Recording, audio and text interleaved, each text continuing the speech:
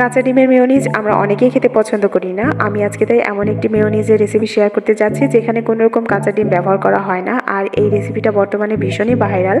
আমি হয়তো একমাত্র পার্সন যে এই রেসিপিটা সবার পরে শেয়ার করতে যাচ্ছি। তো আশা করছি আমার আজকের রেসিপিটা আপনাদের ভালো লাগবে। তো কথা না বাড়িয়ে মূল রেসিপিতে চলে যাচ্ছি। প্রথমেই আমাদের লাগবে সেদ্ধ ডিম। আমি এখানে 2টো সেদ্ধ ডিম নিয়েছি আর নিয়েছি 1 চা চামচ গুঁড়ো দুধ। গুঁড়ো দুধ মেয়োনিজে দিলে কিন্তু এর টেস্ট আরও অনেক বেশি ভালো আসে। আর এখানে 2 টেবিল চামচ আমি সয়াবিন তেল নিয়েছি আর দিয়েছি রসুন কুচি 1/2 চা চামচ, গোলমরিচ কয়েকটা দিয়েছি। এখানে আপনারা চাইলে গুঁড়ো করে নাও গোলমরিচে ব্যবহার করতে পারেন। আর এখানে দিয়ে দিলাম সামান্য একটু সরিষা, এটা আমার ভীষণ ভালো লাগে মেয়োনিজে।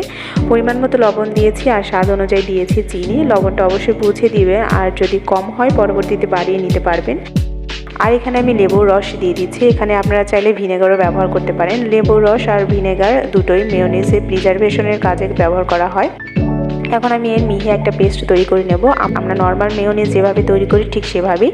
আমার এখানে মেয়োনিজটা তৈরি হতে 2 মিনিট সময় লেগেছে। আর দেখুন মেয়োনিজের টেক্সচারটা কত সুন্দর এসেছে, একদম স্মুথ। দেখে কিন্তু বোঝাই যাচ্ছে না এটা সেদ্ধ ডিমের মেয়োনিজ। আর দেখুন কালারটাও কিন্তু ভীষণ ভালো এসেছে। আর এই মেয়োনিজের টেস্ট কিন্তু কাঁচা ডিমের মেয়োনিজের টেস্টের থেকে কোনো অংশে কম নয়।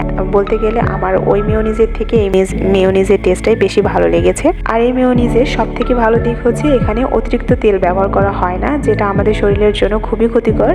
আপনারা বাসায় একবার হলেও এটা ট্রাই করে দেখবেন, খুবই ভালো লাগবে। আর ওই কাঁচা ডিমের মেয়োনিজ খেতে ইচ্ছা করবে না। তো আমার আজকের রেসিপিটা আপনাদের কেমন লাগলো অবশ্যই কিন্তু কমেন্ট করে জানাবেন। আর ভিডিওটা বেশি বড় করছি না, আজকের মতো এখানেই। দেখা হচ্ছে পরবর্তী কোনো ভিডিওতে।